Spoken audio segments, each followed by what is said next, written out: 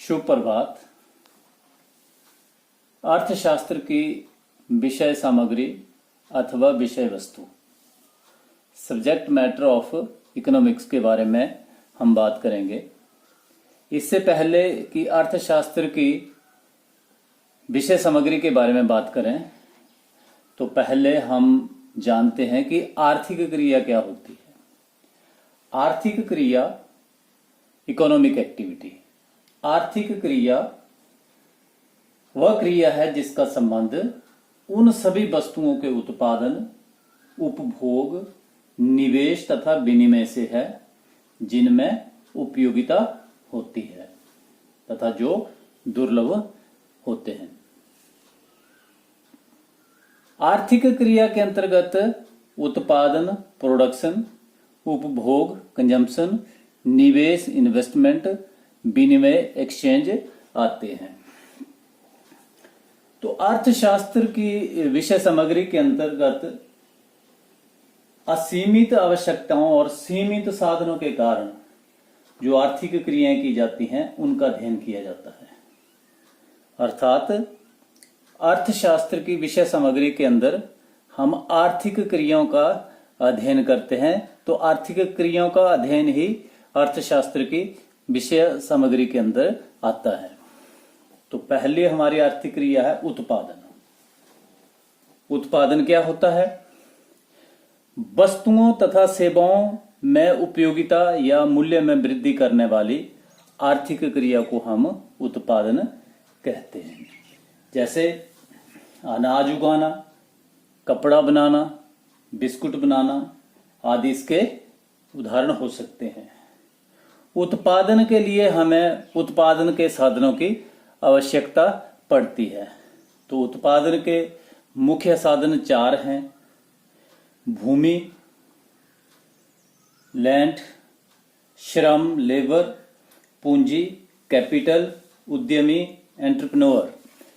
तो भूमि, श्रम, पूंजी, उद्यमी इन 4 साधनों के मिलन से या इन 4 साधनों के संयोग से ही उत्पादन किया जाता है। दूसरी आर्थिक क्रिया है उपभोग। व्यक्तिगत और सामूहिक आवश्यकताओं की प्रत्यक्ष संतुष्टि के लिए वस्तुओं व सेवाओं का उपयोग ही उपभोग कहलाता है। व्यक्तिगत तथा सामूहिक आवश्यकताओं की प्रत्यक्ष संतुष्टि के लिए, अर्थात वस्तुओं का अपने प्रत्यक्ष या सामूहिक आवश्यकताओं को पूरा करने के लिए वस्तुओं का यूज करना, उपयोग करना ही उपभोग कहलाता है। जैसे कपड़ा पहनना, खाना खाना, डॉक्टर की सेवाएं, अध्यापक की सेवाएं इत्यादि ये सारे उपभोग में आती हैं। उसके बाद अगली आर्थिक क्रिया है निवेश।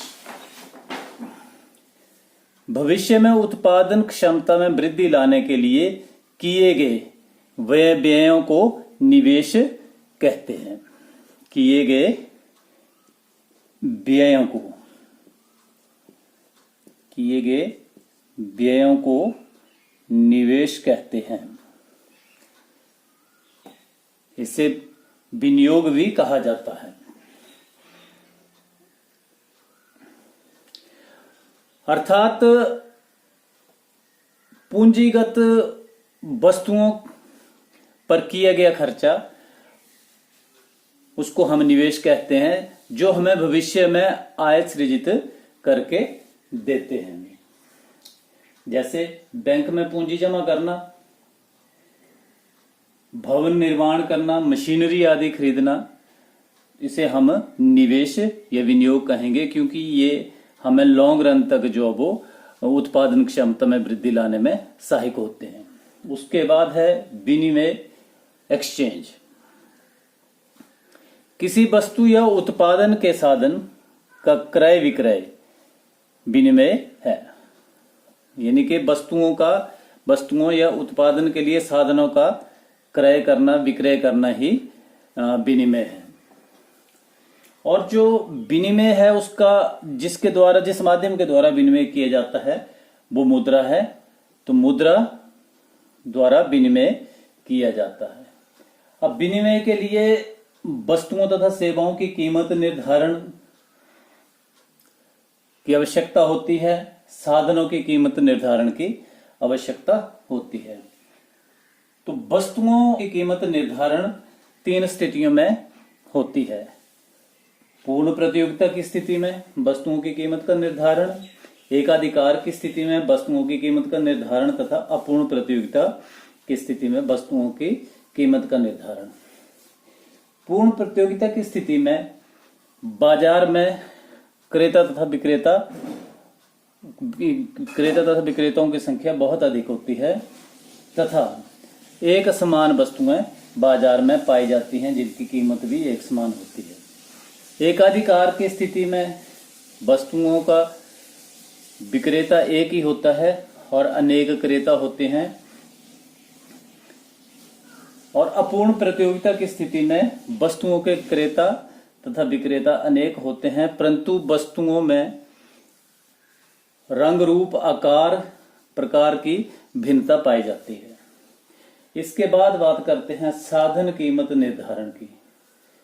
तो जो उत्पादन के 4 साधनों की हमने बात की थी, भूमि, तो भूमि की कीमत का जो निर्धारण किया जाता है वो लगान के रूप में किया जाता है।